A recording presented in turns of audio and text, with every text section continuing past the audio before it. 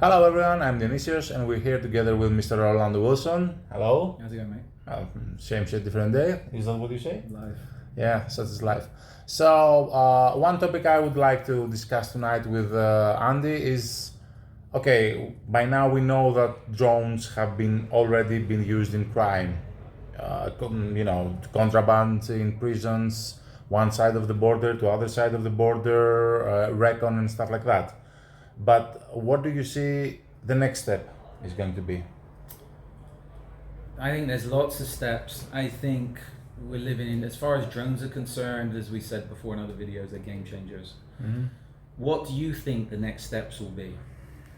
Well, I expect that at some point they're going to be used for direct assassination. Yeah. Somebody has a car, his window is open, and the drone is flying inside the window or under the car, possibly. I think there's videos coming out of the US where they're putting glass breakers on that thing. Yeah. For getting people out of cars, law enforcement, flying the drone into the car, letting off a gas canister, etc. So yes, getting into cars. I think direct assassinations with drones are going to be happening. I think that's done. Okay. It's going to be happening. And I had this conversation earlier with somebody. It's like again, the same question, and it's like, I think it's a matter of time before we see drones being used by organized crime.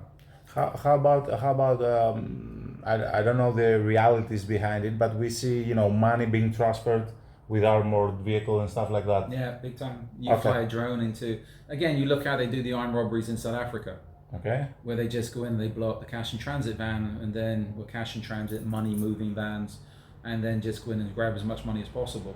If you look at the videos coming out of Ukraine, if you fly a drone into a money moving van, that's going to open up like a tin can. Yeah. Even down to drones being used in gang wars. We've seen in Mexico already some cartels the cartels are having their own air force. Where you look at places like the situation in Sweden at the moment, you got kids there throwing grenades at each other. So again, if they start using drones, it's just one up, and the attachment to drop a grenade is what? 50 euros. 70 euros, 60 euros, depending on the model. So again, I think we can see drones being used in gang wars, direct assassination, and even I think it's a matter of time before we see drones being used in robberies. Okay. Can you give us a scenario? Yeah, I've got a couple of scenarios, the way my brain thinks. Again, one of the issues with putting firearms on drones is the recoil. Mm-hmm. But again, you can put a stun gun on a drone, a taser on a drone, because there's no recoil. So they can be used to stun people, the person can be robbed. But I think it's a matter of time before we see people on the street and a drone will appear in front of them with a pointed object on them, and it's like, give us your money, give us your wallet, or you're going to get stabbed. Okay. I was thinking something today. I put a video up on LinkedIn about the Chinese military and what they're putting out, and they've got surveillance pigeons. Yeah, I've seen They're drones, but they're pigeons. Yeah. And somebody popped up and they ordered one online. If you go to the LinkedIn post on the Risk Inc. LinkedIn, a guy mentioned where you can get these surveillance pigeons, they're drones. You know what? If you take one of these pigeons and you put a spike on it, and a big needle, I'm not going to mention the poisons, you can make poisons, you can get poisons. If you flew that pigeon into somebody could be sat in a cafe somewhere, that pigeon comes in, they've just been spiked, drugged, etc. And it's going to be, much easier for the guy perpetrating the crime to get away because he's already not close. You could be, again, I don't know the range of the pigeon, but most drones you can reach out a couple of kilometers easy. Yeah. Even if it is just a few hundred meters, you're already in an urban environment. You're already, a good head start to get away. You're out of line of sight. You might as well be 100 miles away. Yeah. So, by the looks of it, it's going to be more and more interesting. But how do you stop that?